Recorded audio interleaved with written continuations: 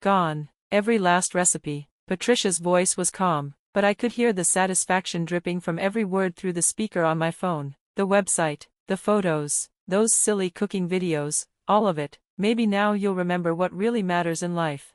My hands were shaking, but I didn't let it show in my voice. And what would that be, Patricia? I asked quietly. Family, of course, she replied, like it was obvious. My son needs a proper wife, not some pretend internet chef. Honestly, Sarah, 5 years of marriage and you haven't even tried to have children. It's embarrassing. Let me explain something. My name is Sarah Chen Roberts, and I've spent the last 5 years building something special, something I'm proud of. I started a food blog called The Fusion Kitchen to honor my grandmother and keep her recipes alive. It started small, just me and a few readers, but over time, it grew into a successful business. Millions of people read my blog every month. I had photos, tutorials, stories, partnerships, a cookbook deal in the works. It wasn't just a hobby, it was my career, my heart. And now, my mother-in-law had broken into my home office and tried to delete it all. She thought she'd destroyed everything. But I had something she didn't know about. Well, I said calmly, opening my laptop and watching the security footage play. Thanks for letting me know. That's it? Patricia said, sounding surprised. No crying, no begging. I thought you'd be more emotional, Sarah. Sorry to disappoint, I said. I have a client meeting. I have to go. I ended the call and took a deep breath, steadying myself. Everything important, all my blog data, recipes, and videos, was safely backed up in different locations. She hadn't won, not even close. But that wasn't why I smiled. I smiled because the video footage I was watching was crystal clear. There she was, Patricia unlocking my door with a key she wasn't supposed to have. Walking into my office at 2:47 p.m. Carefully sitting at my desk, opening my files, deleting folders for over an hour. Then, Patricia making a phone call, one my system recorded, to someone named Marcus. She told him to take care of the cloud problem. That told me everything I needed to know. This wasn't just about hurting me, she was planning something more. James, my husband, was away at a medical conference that week, probably why Patricia chose that day to act. James always tried to keep the peace between us. She's just old-fashioned, he'd say. She doesn't understand how things work these days. But this wasn't just old-fashioned. This was calculated. This was personal. This was war. I called my best friend, May. You're not going to believe what your favorite mother-in-law just did, I said as soon as she answered. Oh no, what now? May groaned. Did she rearrange your kitchen again? Replace your spices with supermarket, American ones? She broke into my office and deleted my entire blog. Silence. Then. She did what? I told her everything, the break-in, the deleted files, the smug call after. But there's more, I added. I have video of the whole thing, and that phone call, it wasn't just about deleting my work. She's working with someone, she's planning something else. Please tell me you're going to crush her, May said. I could hear her smiling. Not yet, I said. First, I need to find out what she's really up to. After we hung up, I kept digging. I rewatched the footage. Patricia had spent way too much time digging through my filing cabinet. She even took pictures of some documents with her phone. She also plugged in a USB device and then quietly removed it before leaving. I opened the backup version of my blog, safely stored in my encrypted cloud. Everything was still there. My recipes, my posts, my photos, my followers. She hadn't touched any of it. But then I saw something strange. There had been an attempt to access my cloud storage, just minutes after Patricia left my office. The IP address didn't match anything I knew. Whoever it was, they were trying to hack me, and they knew what they were doing. My phone buzzed. It was a text from Patricia. Dinner on Sunday. No excuses. We need to talk about your priorities. I wanted to say no, but my curiosity got the better of me. What was she planning now? And who was Marcus? Looking forward to it, I texted back. The next morning, I met with my web security expert, Nina, in a quiet coffee shop. Someone tried to break into your accounts, she confirmed, eyes scanning her laptop, and not just some amateur. This was professional-level hacking. Can you trace it? I asked. She nodded and typed quickly. The attack came from a company called Cyber Shield Solutions. They're technically legit, But they've got a shady side. They've done some under-the-table jobs. Can we find out who hired them? Give me a few days, Nina said. Then she paused and looked at me seriously. Sarah, be careful, this feels big, like way bigger than just a food blog. She was right, this was personal, this was organized, and I was going to find out why. I acted like nothing had happened. I kept posting new recipes, responding to emails, updating my backup site, the one Patricia didn't know about. She still thought she had destroyed my blog. Let her believe that. On Sunday evening, I arrived at Patricia's huge suburban home. I noticed a black SUV parked in the driveway, not familiar. James had texted me that his flight was delayed. He wouldn't be home until the next day. Patricia opened the door with her usual fake smile.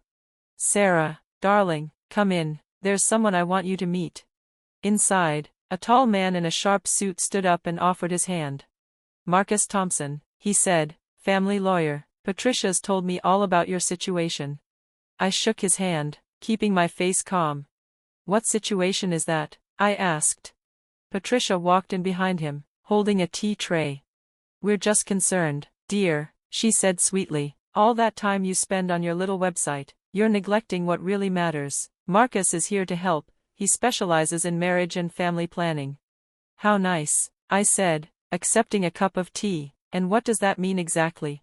Marcus leaned in. Mrs. Chen Roberts, your mother-in-law believes your blog has become a distraction. She's concerned it's keeping you from starting a family. We'd like to talk about how to shift your focus. Shift my focus? I repeated. You mean stop working? He smiled. We've prepared a new prenuptial agreement. It would reflect your new priorities, family first. Patricia looked thrilled. James agrees. He already saw the papers. That was a lie. I knew James wouldn't go along with this without speaking to me first. May I see these documents? I asked. Marcus handed me a thick folder. I flipped through the pages, and I wasn't surprised. They wanted me to shut down my business. All my income would go into a trust, controlled by Patricia. I wouldn't be allowed to make major decisions without her approval, not about money, not about where we lived, not about anything.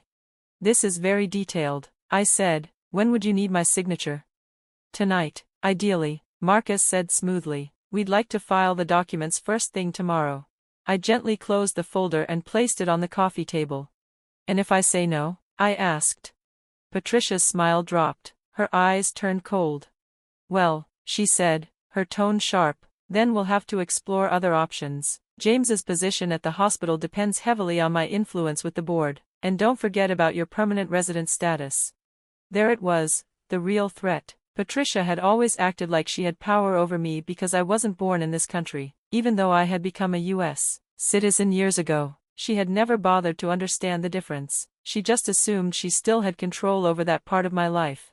I see, I said quietly, standing up. Well, this has been educational. I'll need to look everything over with my lawyer. That won't be necessary, Marcus tried to say, but I was already walking toward the door. I'll be in touch. I called over my shoulder. Thanks for the tea. When I got back into my car, I pulled out my phone and hit the record button. My voice was calm but firm.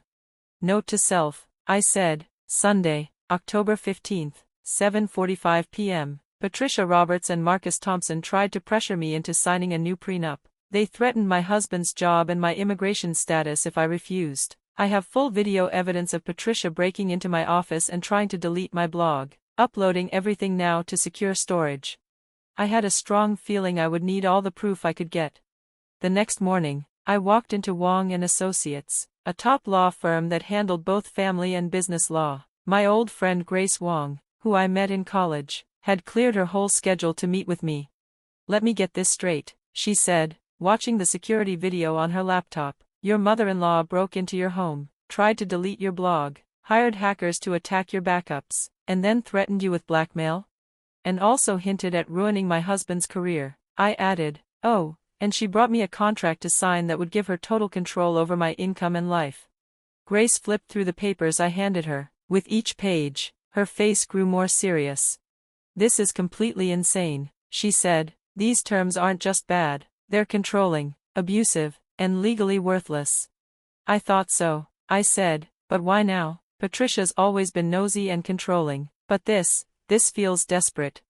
Grace turned to her computer and typed quickly. Let me check on something. That lawyer, Marcus Thompson, his name rings a bell. While she looked him up, I checked my phone. No reply from James yet. I had messaged him about coming home early, but he hadn't responded. There was, however, an email from Nina, my cybersecurity expert. Found the money trail. Cyber Shield Solutions was hired through a fake company owned by Roberts Family Holdings. They weren't just paid to attack your blog. They've been monitoring your emails, texts, everything, for months. Call me ASAP. Nina. Sarah, Grace said, pulling my attention back. You need to see this. She turned her screen toward me. On it was a news article from a few years ago. Local attorney disbarred for running fake estate plans. There was a picture of Marcus Thompson in handcuffs, being led out of court. Marcus lost his law license for helping rich families hide money illegally, Grace explained. Now he works as a shady consultant, the kind people hire when they want to break the law quietly. I sat back, stunned. So this isn't just about me or my blog. No, Grace said, pulling up another file. Look at this. The Fusion Kitchen, your blog, is worth how much now? About $3. 5 million, I said, and with the new cookbook deal, it'll be over $4 million by the end of the year. And your husband, James, he's the only heir to the Roberts family fortune? I nodded. His dad left everything to him in a trust. Patricia controls it until James turns 40 or has a child. Grace leaned back, putting the pieces together. When's his birthday? In 6 months. That was it. It all made sense now. The sudden attacks, the pressure to have a baby, the attempt to steal my business. She's trying to keep control of the money, I said slowly. If James and I have a baby, he gets full control of the trust. But if she pushes me out and he remarries, she might convince the next woman to give her everything. Grace grabbed her legal pad. We need to act fast, document everything, the break-in, the hacking, the threats, and then, no, I interrupted, an idea forming. Not yet, I want to hit her where it hurts. I have a better plan. That week, I got to work.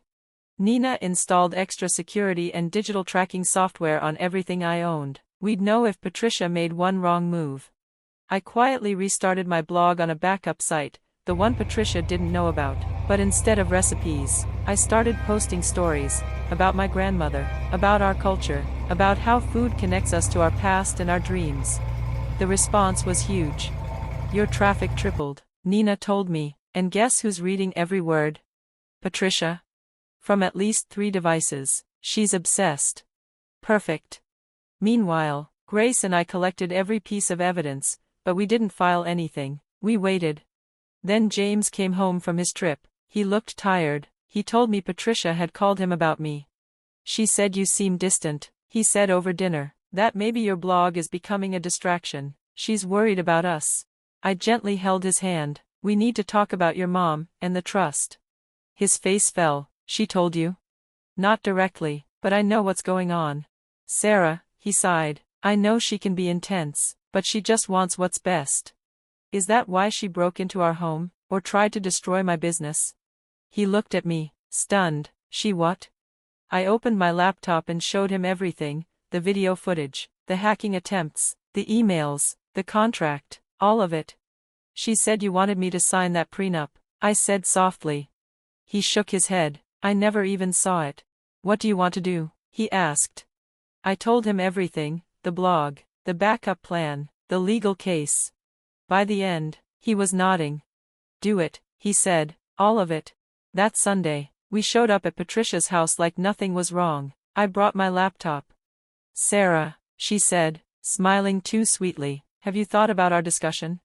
I have, I said cheerfully, and I've done a lot of reading, about trust funds, fraud, family manipulation. Her smile faded. Marcus looked nervous. I don't know what you mean, she said.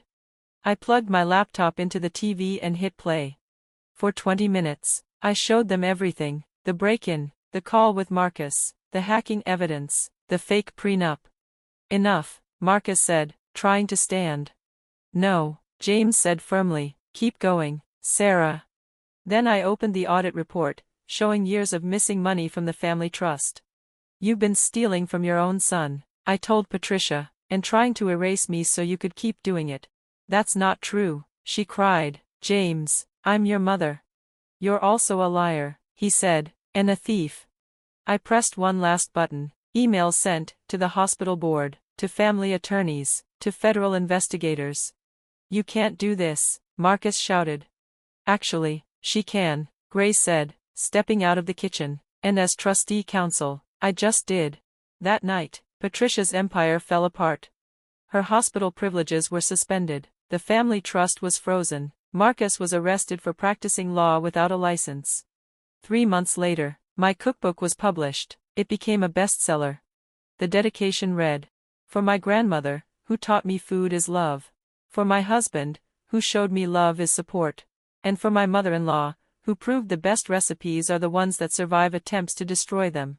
Patricia, now under house arrest, had plenty of time to read the reviews. James took over the trust, his first act, starting a fund for immigrant entrepreneurs, just like my grandmother once was. As for me, the Fusion Kitchen is now a growing media company. We tell stories, share flavors, and remind the world that heritage matters. Last week, Patricia's lawyer sent a letter. She wants to meet, to apologize. I haven't answered yet. Some recipes are better left untouched. But I did send her a copy of the cookbook.